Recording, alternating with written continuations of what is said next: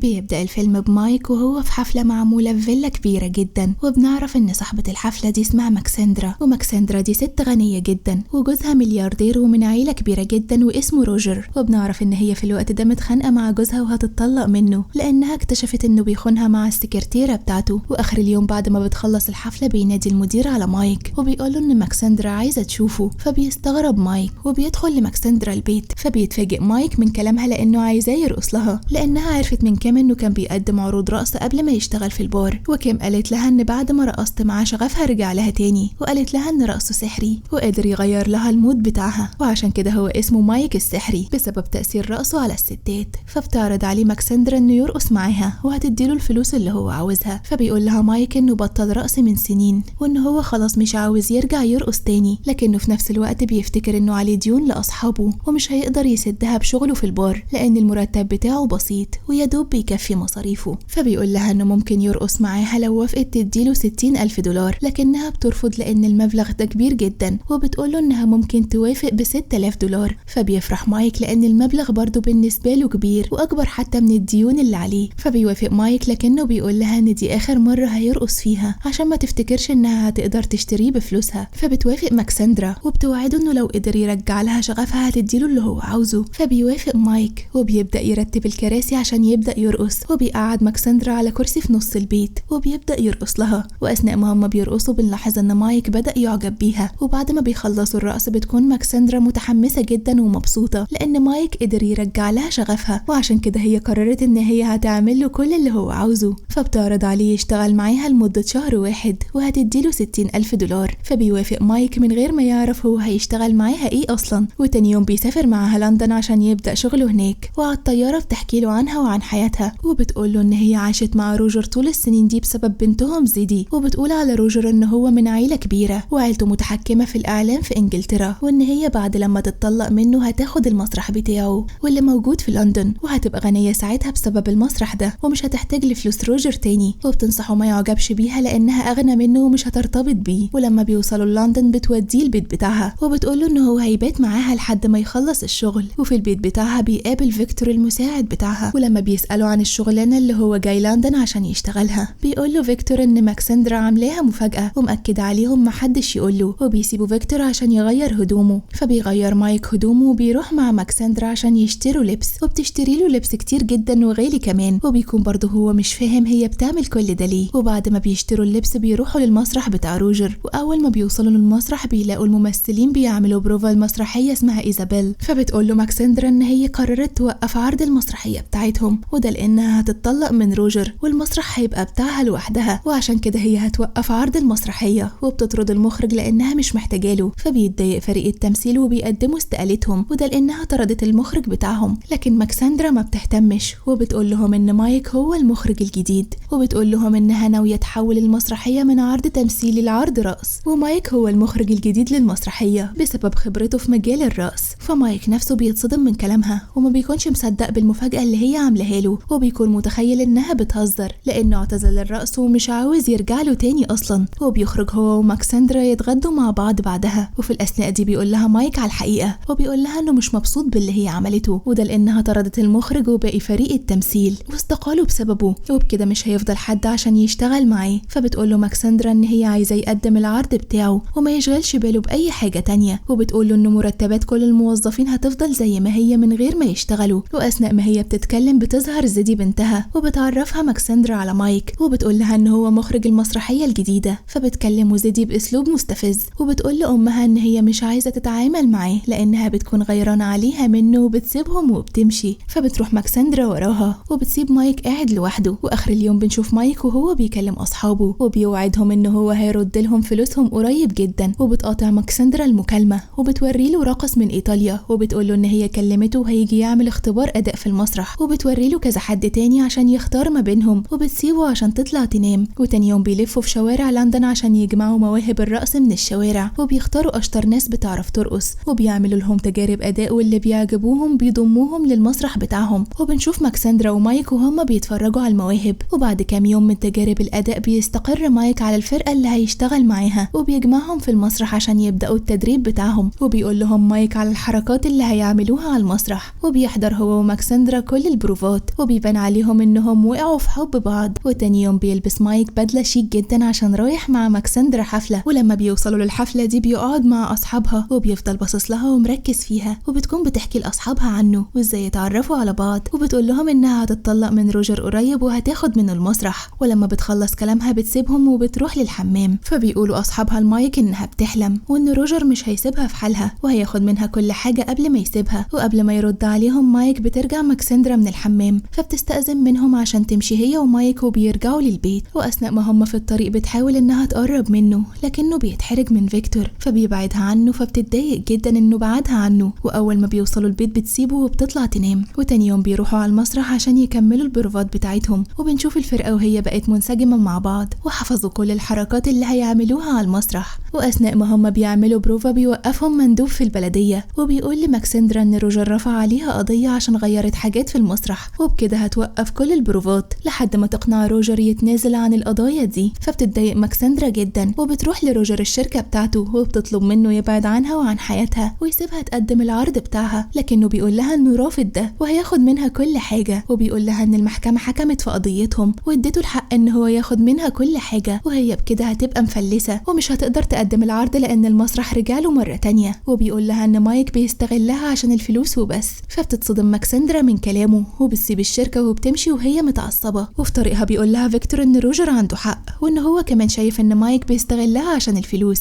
ولما بتوصل للمسرح بتقول لمايك انها هتوقف العروض وان هي عاوزاه يبعد عنها ومش عاوزة تشوف وشه تاني. فبيقول لها مايك ان ده كان حلمه وهو مش هيتخلى عنه وهيكمل العرض، وبيسيبها وبيمشي. وبيرجع للمسرح تاني عشان يكمل البروفات، وبيكملوا باقي البروفات بتاعتهم في السر عشان ما يتسجنوش. وبيقدر مايك انه يعلم الفرقة كل الحركات اللي هيعملوها في العرض ويستنوا الوقت اللي هيقدروا يعرضوا فيه مسرحية بشكل رسمي. فبيقرر مايك انه يعرض المسرحية وبيبدأ يدعي الناس عشان يحضروا المسرحية، وبتساعده في ده زيدي وبتبعت لكل اصحاب امها. وطول الفترة دي بتكون ماكسندرا قاعدة في اوضتها وقافلة على نفسها ودايما مكتئبة لانها خسرت كل حاجة وكمان بقت مفلسة، وبتكون بعيدة عن مايك لانها بدأت تحبه. وفي يوم العرض بيجهز فيكتور وزيدي عشان يروحوا للمسرح، وبيروحوا لأوضة ماكسندرا عشان يقولوا لها على الحقيقة وبياخدوها معاهم. واول ما بتعرف ان مايك عمل كده بتنهار لانها ممكن تتحبس، لكن زيدي وفيكتور بيطمنوها ان هي مش هتتحبس وان فيكتور هو اللي هيتحبس، وبيقنعوها تروح معاهم للعرض عشان تتفرج على مايك وهو بيحقق حلمهم. وفي المسرح بنشوف الناس اللي جاية تتفرج على العرض وبيكون عددهم كبير جدا وده بسبب شهرة المسرح. واول ما بيجي ميعاد العرض بتطلع الفرقة على المسرح وبيبدأوا يقدموا العروض بتاعتهم والناس بتتبسط منهم جدا وبيكونوا مندمجين معاهم بسبب الحركات الغريبة اللي هم بيعملوها. وفي الفصل الأخير من المسرحية بيقدم مايك عرض راقص مع راقصة تانية وبيقدروا انهم يشدوا الناس ليهم وخلوا الناس تحب رقصهم. واثناء ما هم بيرقصوا بيفتكر مايك كل ذكرياته مع ماكسندرا وبيتمنى لو هي اللي كانت بتقدم معاه العرض ده لان ده حلمهم هما الاتنين، وان هو مقررش يرجع للرقص غير عشانها وعشان هو حبها فعلا، لكنها اتخلت عنه وعن حلمها بسهولة. وهو دلوقتي بيحقق حلمه وبيقدم العرض في اشهر مسرح في لندن، لكن مش مبسوط لان هو بيقدم العرض مع واحدة تانية غيرها. وفي الوقت ده بتفضل ماكسندرا تتفرج على العرض وهي متوترة لانها بتكون فرحانة بالعرض وفي نفس الوقت زعلانة انها ما تمسكتش بمايك وتخلت عنه في اول اختبار حقيقي، وبتقول لنفسها ان هي كانت تقدر تفضل معاه ويحققوا مع بعض حلمهم ويقدموا العرض سوا. وبعد ما بيخلص العرض بيسقف المسرح كله لمايك وفرقته وبيشكروهم على العرض الجميل اللي هم قدموه. وبعد العرض ما بيخلص مايك بيقابل ماكسندرا وبتقول له على الحقيقة وبتقول له ان هي خسرت كل حاجة وبقت مفلسة ومش هتقدر تديله الفلوس اللي هي وعدته بيها، وبتقول له ان هي اتخلت عنه لانها كانت خايفة من روجر. فبيقول لها مايك انه مش مهتم بالفلوس بتاعتها وان هم هيكسبوا فلوس كتيرة جدا من العرض بتاعهم وهيقدموا عروض تانية في نفس المسرح وهي هتشارك فيها. وبيقول لها لأول مرة ان هو بيحبها وان هو عاوز يقضي بقية حياته معاها وموافق يرتبط بيها وهي مفلسة لان هو كمان مفلس ومعهوش فلوس. فبيرتبط مايك بماكسندرا وقرروا يكملوا حياتهم مع بعض وهيقدموا عروض تانية كتير على المسرح وهي اللي هتشارك فيها. وبس كده بيخلص الفيلم. ما تنساش لو عجبك تعمل لايك وقولوا لنا رأيكم في الكومنتات.